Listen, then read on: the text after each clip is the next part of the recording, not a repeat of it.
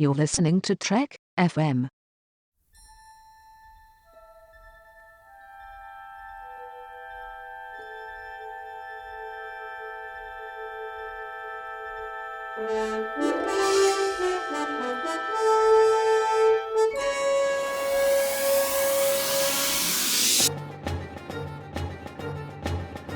Welcome to From There to Here, Trek FM's 50th Anniversary Star Trek Rewatch. We're talking about all 729 Star Trek adventures from Enterprise to Star Trek Beyond and everything in between. I am Zach Moore, and today I'm joined by... Lee Hutchison. What's up, Lee? Oh, not too much. I'm ready to dive into these episodes after 2 days of terrible Voyager episodes. I'm so excited to talk about Voyager today. Well, let's get into it. So we're talking about Voyager and Deep Space Nine today. Our first episode is Voyager's Blood Fever. In this episode, B'Elanna Torres experiences symptoms similar to the Pon farr after being attacked by Ensign Vorik, who is also undergoing the blood fever. So, Lee, sounds like you're a fan of this episode. What did you think, man? Well, my notes here have sexploitation / badass. I don't know why this episode is a total guilty pleasure for me. There's something so exciting about it that it's got such a frantic, mad energy to it that everyone is really on the edge.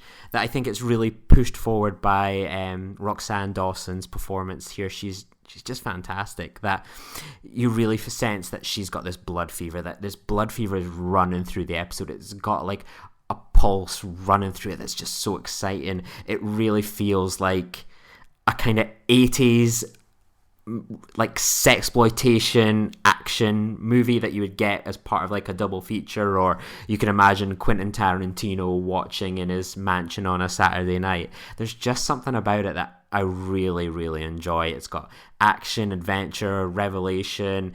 It's got it all, I think, in a way, for something that's like a guilty pleasure episode.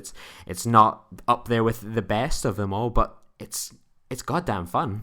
You know, for Voyager, I guess it's fine. I mean, it's not as much of a pleasure for me as it is for you, but it's definitely a step up over the last two Voyager episodes we were discussing. I like, we see Vorik, who is not Torek from the Lower Decks. I never understand this. Why Voyager has these characters like, we have, in my head canon, Tom Paris is Nick Locarno. Okay? having to pay money to write it. Exactly. Sorry about that. That's real unprofessional to be coughing on a podcast. Sorry, listeners. And also in my head canon, Vorik is Torek. I mean, whatever, right? But, he's been established in a couple episodes before. His interest in B'Elanna has been established a couple episodes before. He didn't just come out of nowhere and like B'Elanna, so there was some groundwork there. And then, we were talking about Tim Russ and Vulcans earlier a couple days ago, and Alter Ego, and I like the fact that we go there, with the Vulcans, because Pon farr is this very private thing, and they established that in the original series. Nobody knows about it, nobody talks about it, and that carries on all the way through here. Like the Doctor, it's like, look, there's nothing in the medical database about this. He has to go to Tuvok, and Tuvok, is really hesitant to get involved, even though it's very obvious that he should. It's logical that he should, right? Yeah. I like that subversion as well, that, we all kind of expected at the beginning that Voyager would have a 7-year run, and we thought, well, Tuvok's bound to get the Pon farr at some point. It's going to happen. It's within that time frame. And then for it not to be Tuvok, but for it to be this other Vulcan, and then they pass it on from not being that Vulcan onto B'Elanna Torres, it's like this merry-go-round of subversion of who's going to be the one that actually gets the Pon farr. Oh, it's going to be the Klingon. Her and Tom, that's been something that's been developing kind of under the surface for a while, so that, once again, they didn't come completely out of nowhere, so I appreciated that. And that just makes for some awkward, very awkward, moments between the two of them, right? Oh, yeah. And I mean, it's usually that we've seen Tom Paris being that kind of the playboy, that he's the one, chatting up the women and everything like that, and it's quite funny when it's all turned on him that someone's coming on really strongly to him. He's like, it's almost like he's he's all talk, and then obviously gets more serious later on, and the idea that he has to sleep with her is like, it is really weird, and you can almost sense it's written to be like part of the sweep season, that okay, we've got to get the ratings in, right? It's going to be sex, there's going to be a Borg, you're going to see that right at the end. You're going to see some fighting, there's caves, and there's cave propelling and all these things. It's like, tune in. It's like you would see that trailer and you think, that sounds cool, I'm going to be watching that. Yeah, no, that's all a very good point. Like they're arguing about the phaser at some point, and Tom's like, it's not about the phaser, it's about sex, but that's not going to happen. it's just such a guilty pleasure. Like you kind of list off what this episode's about, and the plot is ridiculous. But you know what? Like as ridiculous as it is, the performances are really good in it. Like they're not done with like winks to the camera or kind of embarrassment. They play it so straight and so seriously. They really do give it their all, even if you could argue it's a really tacky episode. That they're definitely on the top of their form. And even the Doctor has little moments where he's got that moment where like, I'm going to write a paper on this. I'm so proud of this holographic sex substitution. And then you just see him, yeah, well, maybe not. Yeah. So everyone gets a little moment to kind of shine. It's unintentionally hysterical at points.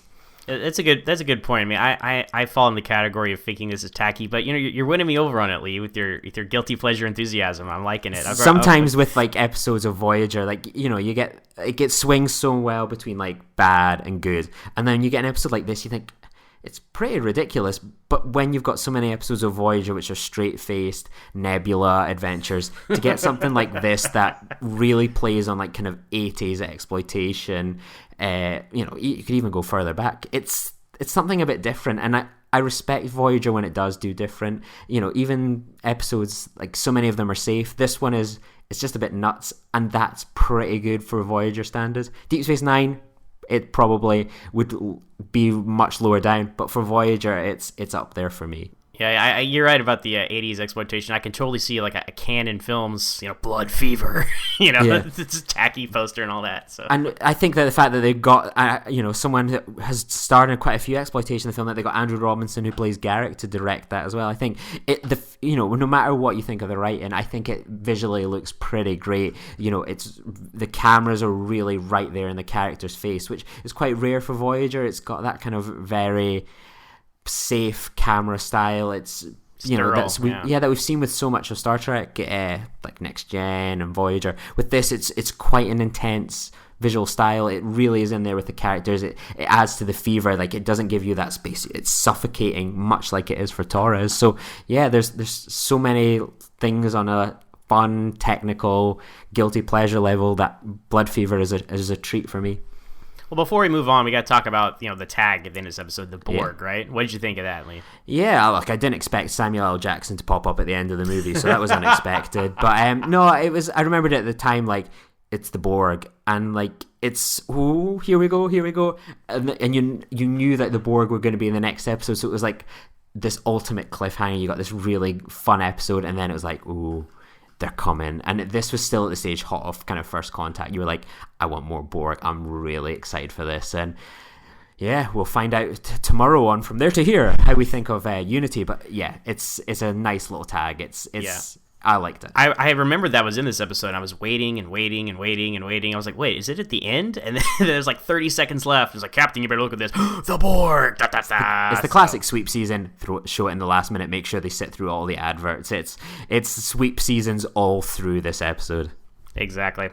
Well, moving on to D Space Nine, our D Space Nine portion today. In Purgatory Shadow, in this episode, Garrick and Worf investigate a message which suggests that Cardassian spy master Enabran Tain is still alive. Upon their arrival, not only do they find Tain, but also General Martok and someone they did not expect. So this is part 1 of 2, you know. So we're breaking it up here on From There to Here, so that we'll have our own cliffhanger at the end of this episode. But so it's Dr. Bashir, right? So Lee, what did you think of that twist, huh? You know, it comes out of nowhere. Like the Bashir that we see in the kind of previous episodes, you wouldn't notice anything different.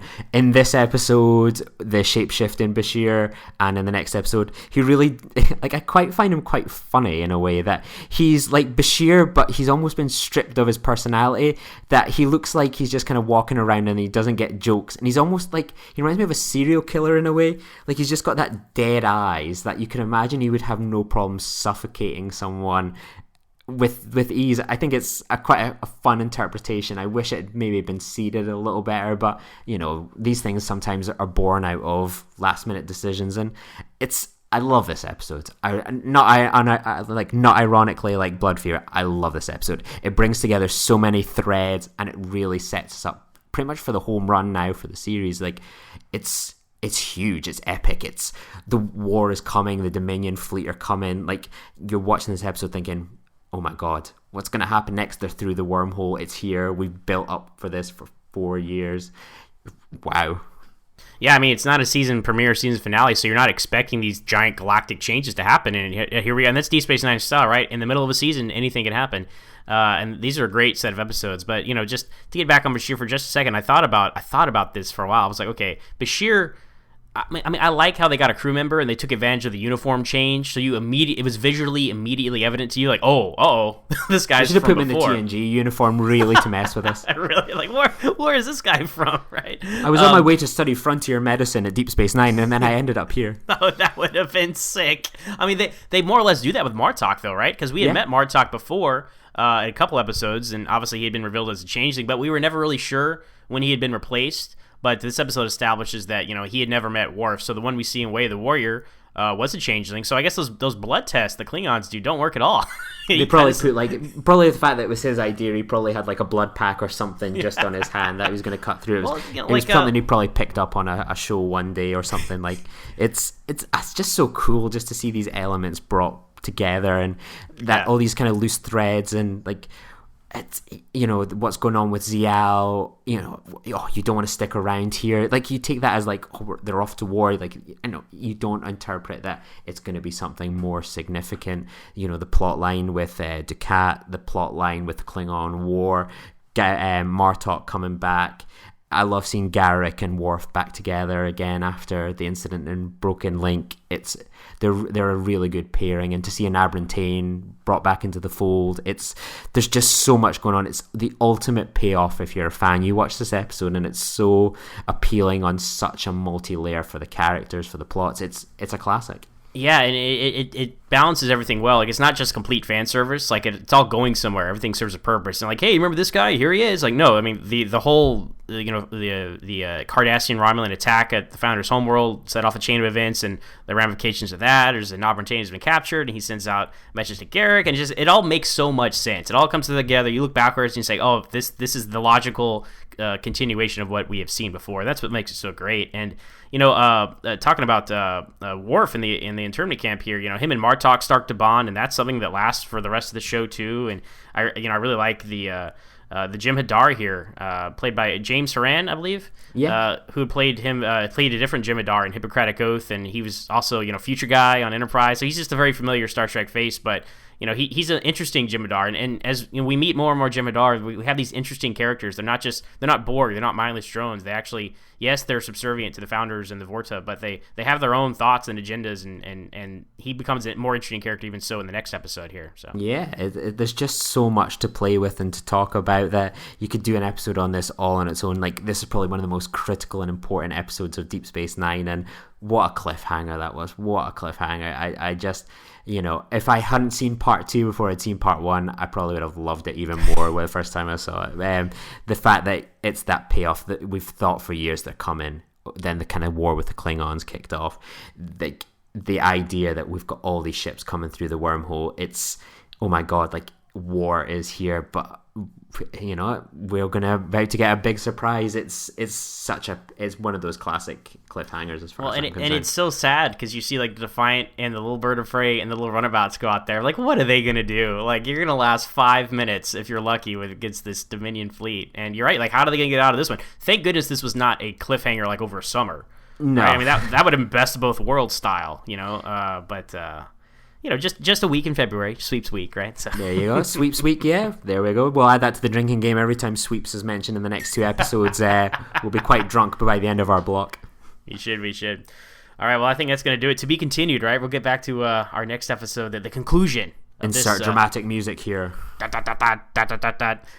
until then, Lee, where can people find you on the internet? You can find me at Lee_Nostromo at Star Trek VHS, and you can find me on my own podcast, the Senate Floor on the Nerd Party Network, where I talk about geek culture with Tristan Riddell and Matt Hansen. And as for me, you can find me here on the network every week talking about the original series on Standard Orbit, our original series podcast. On Twitter, you can find me personally at MooreOnZach, that's MooreOnZach, and I'm also the host of my own podcast, Always Hold On to Smallville, where we talk about each and every episode of that Young Superman TV show. You can find us on Twitter at AlwaysSmallville with 1 S. All right, well, that's going to do it for us today. We'll be back tomorrow to talk about By Inferno's Light and Unity.